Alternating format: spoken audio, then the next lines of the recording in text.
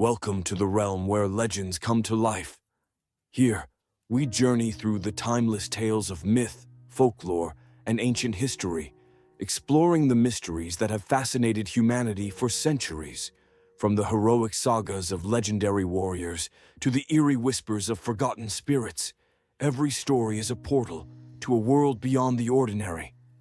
Subscribe and join me on this adventure as we uncover the truth behind the myths, unravel the secrets of ancient civilizations, and delve deep into the stories that shaped our world. Whether you're a lover of history, a fan of fantasy, or simply someone who enjoys a good tale, there's something here for you. Let the stories begin. Following the whispers, Eve believes she sees an angel eating fruit from the forbidden tree. The angel encourages her to taste it, saying, "O happy creature, fair angelic Eve, partake thou also. Happy thou art, thou may be worthier, canst not be.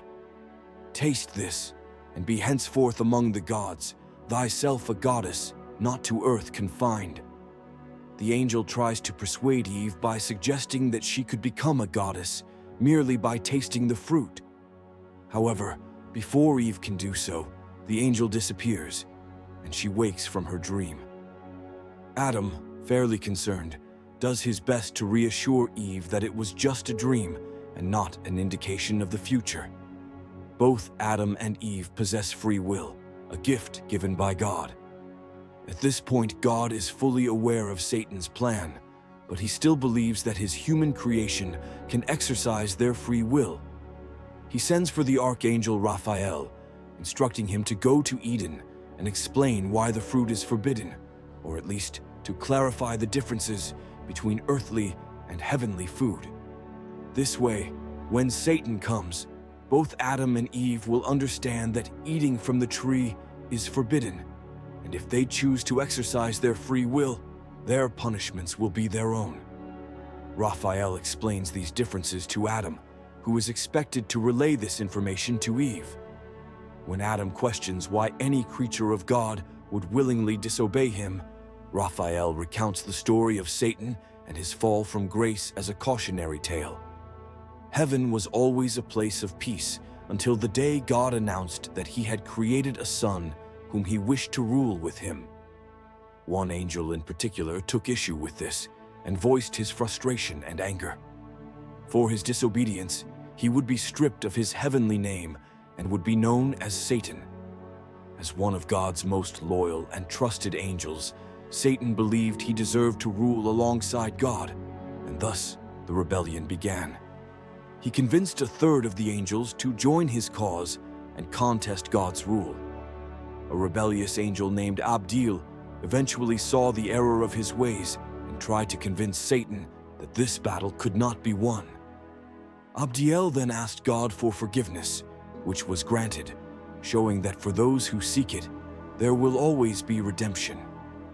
This discussion continues into Book 6, where Raphael elaborates on the war in heaven. He concludes by telling Adam that Satan and the other fallen angels have already begun plotting the fall of mankind. They wish to lead Adam and Eve down the path of sin. While they must be wary and fearful of Satan, they must also be brave enough to resist him. In Books 7 and 8, Adam inquires about the creation of the world, and Raphael agrees to explain. After the fall of Satan and the other rebellious angels, God wished to fill the empty places in heaven.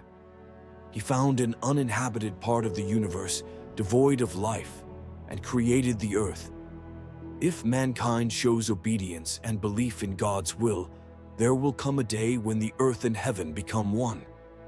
This long discussion ends with Raphael returning to heaven. In Book 9, we witness Satan's return to the Garden of Eden, cunningly avoiding the angels. Satan's disguise this time is a serpent. When Adam and Eve wake up the next morning, they begin their workload. With so much to do, Eve suggests that they perform separate tasks to finish double the work in the same amount of time. Adam reluctantly agrees, and they both go off in separate directions. When Satan finds Eve alone, his plan becomes much easier to accomplish. The serpent calls out to Eve and seduces her, claiming that the fruit is what granted him his intellect and the ability to speak. Knowing the fruit is forbidden, Eve attempts to resist. However, the serpent continues to flatter her with compliments about her beauty. Satan further entices her by asking why God would forbid the fruit unless it possessed some kind of power he wanted to keep for himself. Eve reaches out and plucks an apple from the tree, reasoning that surely some fruit couldn't do any harm. Adam's warnings must have been exaggerated, so she takes a bite of the apple, expecting something wonderful. At first, she feels invigorated, but soon this turns into a horrible sensation, instant regret. Not knowing what to do, Eve searches for Adam. If she can convince him to eat the fruit as well, then their sin will be equal. When she explains everything to Adam, his choices are clear. If he wishes to remain with Eve, he must also consume the fruit to ensure they share the same fate. Adam also eats the fruit, and just like Eve, he initially feels its positive effects. The two then end up having intercourse and falling asleep under the tree. When they wake, they are met with overwhelming guilt and shame. It becomes clear to them that they may have just lost their paradise forever. They cover their naked bodies with leaves, and it isn't long before they turn on each other, blaming one another for their fall from grace. In Book 10, the angels return to heaven to inform God of what has transpired in the garden, but he is already fully aware, having observed the entire event.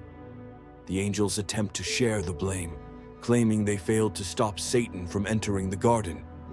But God absolves them of any guilt, stating he allowed this to happen. He tells them that he will send his son down to earth to punish the sinners. When he arrives, he asks Adam and Eve if they ate from the tree. Adam admits he did, after Eve gave him the fruit, while Eve explains that she was tricked into doing so by the serpent. Punishing all three parties, the Son declares that from now on, serpents will be cursed to crawl on their bellies, never to rise. The children of Adam will be forced to labor all day and hunt for food, while the children of Eve will endure childbirth in pain and be compelled to submit to their husbands. However, the seed of Eve will seek vengeance upon the serpent. Satan begins his victorious journey back to hell, where he is awaited by death and sin. Believing in their father, they have already completed the bridge from hell to earth, making the journey much faster. As Satan leaves paradise, his children congratulate him on the outskirts. Sin vows to corrupt the minds of humankind, while death will infect all living things, causing them to perish. Upon returning to Pandemonium, Satan calls out to recount stories of his victory. However, he does not receive the reception he expected. No one is cheering. All he can hear is hissing. The demons have transformed into snakes as punishment, and hell is now filled with trees bearing fruit. Whenever the snakes try to eat from these trees, the fruit turns to ash. Meanwhile, as promised to their father, sin and death arrive on earth. God tells his angels that he will allow sin and death to remain until Judgment Day, when they must return to hell to serve their eternal punishment with their Father. He also informs the angels that the earth will no longer be a perfect paradise. Humans will have to endure extreme cold and blistering heat. Animals begin to turn on each other, and some now even see Adam and Eve as food. In Book 11, the Archangel Michael is tasked with expelling Adam and Eve from Eden. Although they can no longer live in paradise, if Adam and Eve continue to live an honest and moral life, they will be reunited with God in heaven upon their death. Hearing their remorse, God also decides that his own Son will be humanity's greatest advocate and will ultimately pay for their sins. Before Michael expels Adam and Eve from Eden, he shows Adam the future of humanity, detailing the events that will transpire before the Great Flood. In Book 12, Michael discusses the future of mankind after the flood. By the end of this discussion, Adam is relieved to know that despite these acts of sin, there will always be redemption. Adam and Eve are escorted from the gates of paradise into this new world, knowing that while paradise may have been lost, hope still remains. Thank you for watching. If you enjoyed this story and want to hear more ancient legends and folklore, make sure to hit the like button and subscribe to Story Seeker. Don't forget to click the notification bell so you never miss a new story. See you in the next adventure.